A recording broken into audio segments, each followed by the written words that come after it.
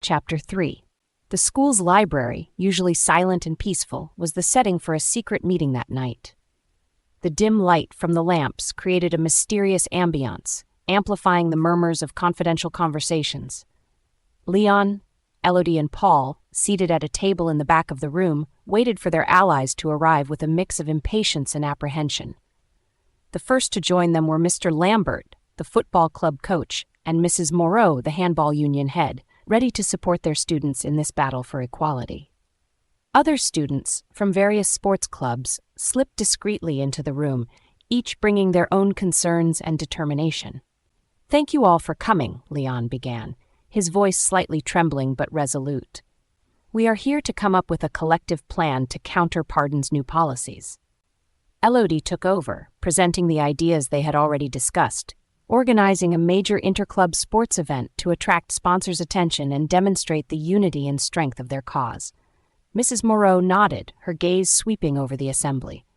"We need to distribute roles and responsibilities fairly. Every club must actively participate for this event to be a success." The planning began amid a buzz of murmurs and whispers. Tasks were assigned. Paul and his judo team would handle logistics, Elodie and the handball union members would coordinate volunteers, while Léon and his football club teammates would focus on promoting the event. But tensions started to emerge within the group. A tennis club student, visibly stressed, spoke up with frustration.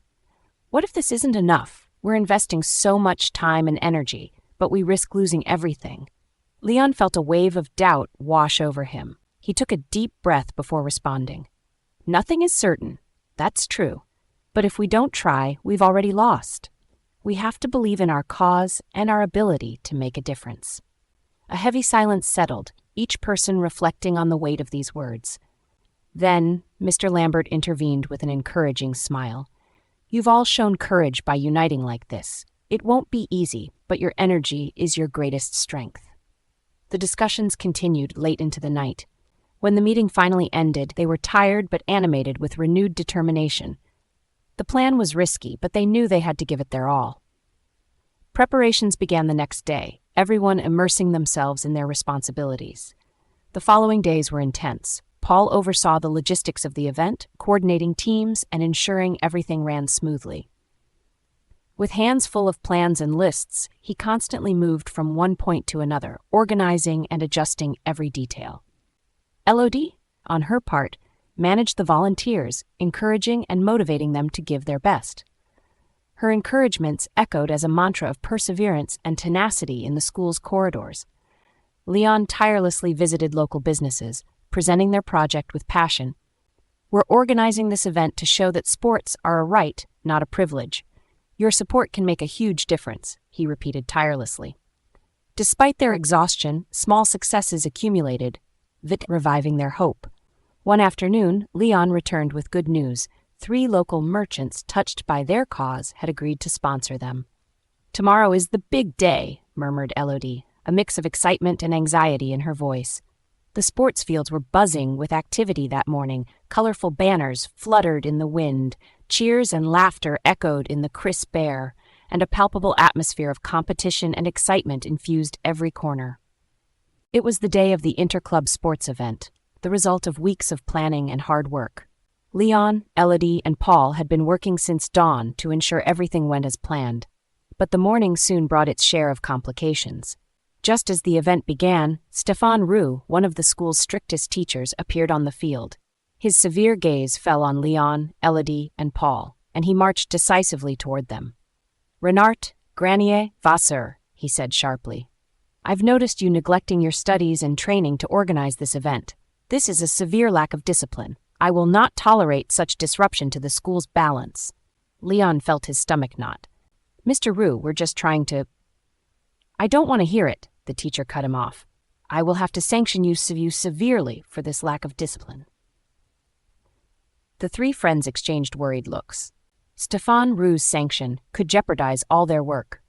But before they could protest further, a new disturbance arose. Damien Malesherbe, with a malicious smile, was heading toward one of the stands, visibly ready to sabotage the event. Léon saw him discreetly overturning boxes of equipment, causing immediate confusion. "Elodie, Paul, handle Mr. Roux."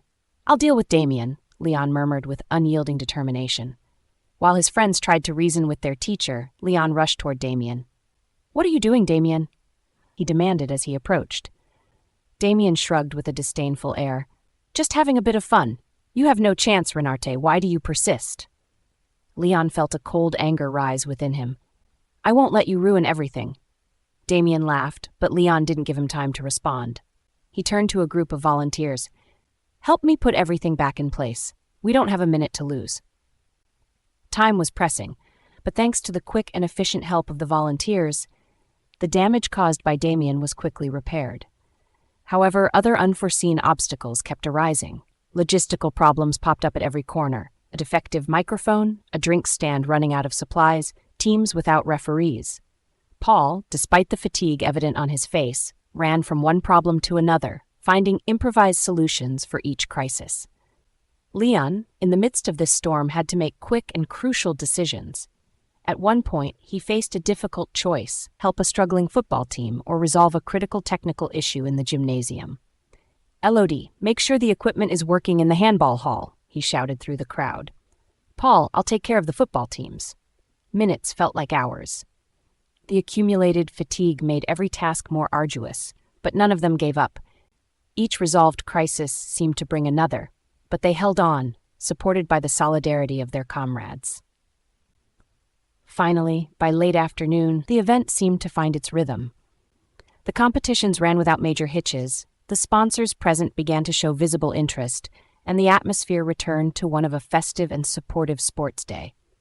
Stéphane Roux, who had been observing their dedication, approached Léon.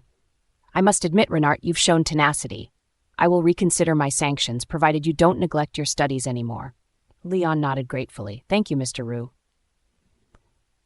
Léon looked around, observing the happy faces of the students and the impressed sponsors.